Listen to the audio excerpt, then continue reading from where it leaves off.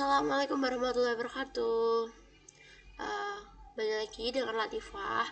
Kali ini Latifah akan mereview pengalaman belajar Latifah pada mata kuliah Design Thinking topik 6. Nah, review pengalaman belajar yang pertama ada pengalaman belajar apa yang berguna dan menarik. Nah, pada mata kuliah Design Thinking topik 6 itu membahas terkait peluang dan tantangan penerapan Design Thinking di sekolah. Nah, dalam topik ini banyak sekali pengalaman belajar yang berguna dan menarik. Pengalaman tersebut adalah ketika saya berefleksi mengenai apa saja yang menjadi hambatan dan mendukung penerapan Design Thinking di sekolah. Kemudian menyusun instrumen empatis dengan teknik 5Y sebagai alat untuk menemukan hal-hal yang dirasa mengganggu, menimbulkan pengalaman yang tidak menyenangkan, atau emosi negatif pada seseorang. Dari pertanyaan-pertanyaan yang telah tersusun pada instrumen empatis, selanjutnya pertanyaan tersebut digunakan sebagai pedoman wawancara. Selain menyusun pedoman wawancara, kami juga melakukan wawancara kepada narasumber yang terpercaya.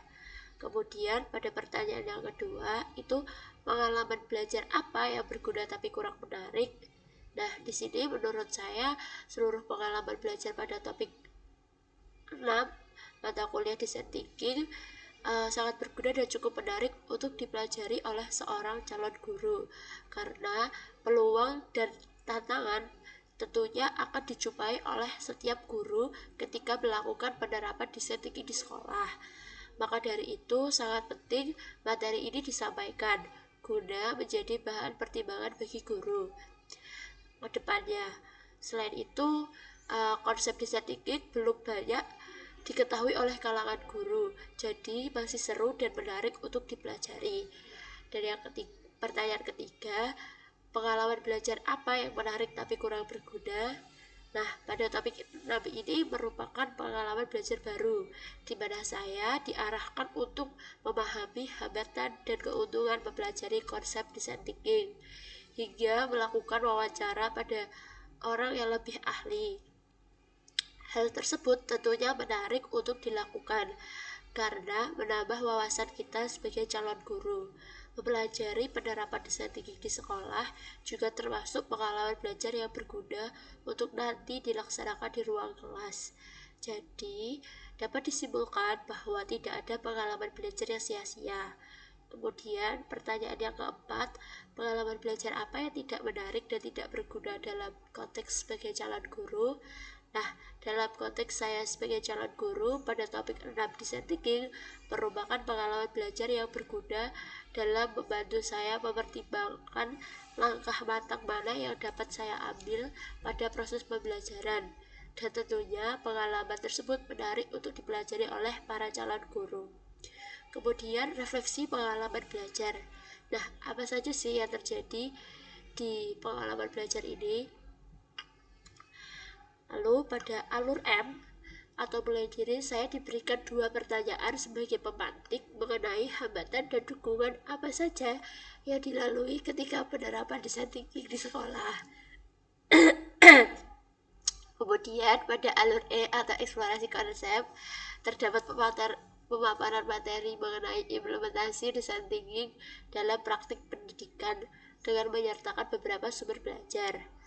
Selanjutnya pada alur R atau ruang kolaborasi, saya bersama teman-teman menyusun instrumen wawancara dengan guru sebagai subjek wawancara.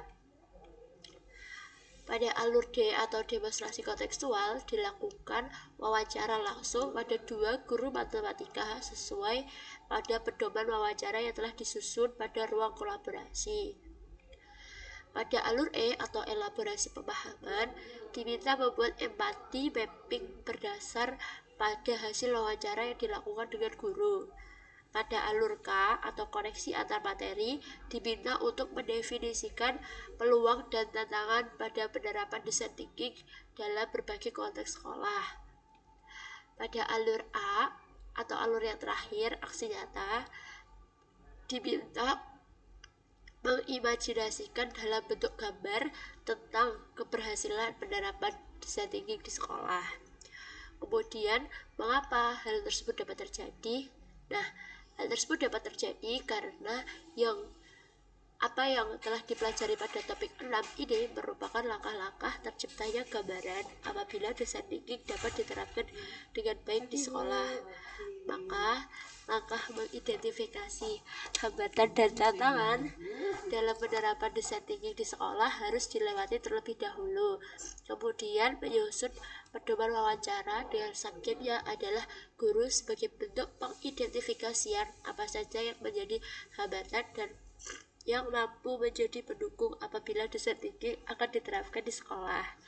Selanjutnya, membuat empathy mapping mengenai hasil wawancara sebagai alat untuk membandingkan temuan kelompok dengan hasil telaah pustaka. Dan yang terakhir, mendefinisikan peluang dan tantangan yang harus dihadapi ketika penerapan design thinking dalam berbagai konteks sekolah. Dari situlah awal mula terjadinya sebuah gambaran apabila design thinking dapat diterapkan dengan baik di sekolah. Kemudian ada analisis artefak pembelajaran. Nah, yang pertama ada artefak-artefak pembelajaran mana yang dapat saya jadikan bukti dukung hasil refleksi pengalaman belajar. Nah, pada artefak yang menjadi bukti dukung hasil refleksi pengalaman belajar saya itu pada alur mulai diri, demonstrasi kontekstual, koneksi antar materi, dan aksi nyata. Pada mulai diri itu berupa refleksi, hambatan, dan dukungan pada penerapan design thinking di sekolah. Untuk artefaknya sudah saya sertakan di link Google Drive tersebut. Kemudian demonstrasi kontekstual itu berupa hasil wawancara mengenai peluang dan tantangan yang dialami oleh guru selama mengajar. Artefaknya juga sudah saya sertakan pada link. Kemudian yang ketiga ada koneksi antar materi berupa penjabaran definisi peluang dan tantangan penerapan design thinking dalam berbagai konteks di sekolah. Dan yang terakhir, artefak aksi nyata berupa gambaran apabila design thinking dapat diterapkan secara optimal di sekolah. Artefak-artefak tersebut dapat diakses melalui link Google Drive. Yang kedua, mengapa artefak ini saya pilih? Karena 4 artefak yang saya pilih ini berupa bukti refleksi pengalaman belajar saya sesuai dengan pemahaman yang saya dapatkan. Melalui mulai diri, saya berusaha menggali dan berefleksi terkait hambatan dan tantangan penerapan design thinking di sekolah. Kemudian pada artefak demonstrasi merupakan bukti hasil wawancara dengan beberapa guru berdasar pada pedoman wawancara yang telah saya dan kelompok susun. Selanjutnya, pada artefak koneksi antar materi, saya memberi penjelasan terkait definisi peluang dan tantangan penerapan design thinking dalam berbagai konteks sekolah. Dan yang terakhir, yakni artefak aksi nyata merupakan gambaran keberhasilan dari penerapan design thinking di sekolah secara optimal. Pada soal ketiga, bagian mana dari artefak ini yang mendukung hasil refleksi saya? Nah, keseluruhan artefak yang saya sertakan di atas yakni artefak mulai diri, demonstrasi kontekstual, koneksi antar materi, dan aksi nyata merupakan pendukung dari hasil refleksi belajar saya. Keempat artefak tersebut dapat menjadi gambaran hasil belajar yang telah saya lakukan pada topik 6 mata kuliah design thinking. Namun pada artefak aksi nyata merupakan hasil penerapan design thinking di sekolah apabila keseluruhan langkah pada topik 6 berjalan secara optimal. Lalu, rumusan hasil refleksi berupa pembelajaran bermakna. Apabila saya mengajar dan membahas topik ini dengan mempertimbangkan prinsip pembelajaran bermakna yang berpusat kepada siswa, perubahan apa yang akan saya lakukan? Nah, setelah mempelajari topik ini, pembelajaran bermakna yang saya peroleh adalah pentingnya seorang calon guru memahami hambatan dan dukungan apabila akan menerapkan suatu pendekatan atau model pembelajaran. Perlu adanya pertimbangan dan rencana matang dalam menciptakan suasana baru dalam pembelajaran agar pembelajaran tersebut tetap berpusat pada peserta didik. Kemudian, saya juga akan melakukan perubahan strategi dalam menerapkan suatu pendekatan atau model pembelajaran. Tidak serta-merta menerapkan tanpa adanya perencanaan yang matang. Sebelum itu, saya akan melakukan pengamatan dan pengidentifikasian pendukung dan penghambatnya. Selanjutnya, saya akan bandingkan dengan telaah pustaka. Barulah nanti saya akan menerapkan satu persatu secara optimal agar penerapan design thinking di sekolah dapat dikatakan sukses. berikut review pengalaman belajar saya pada mata kuliah desain thinking topik 6.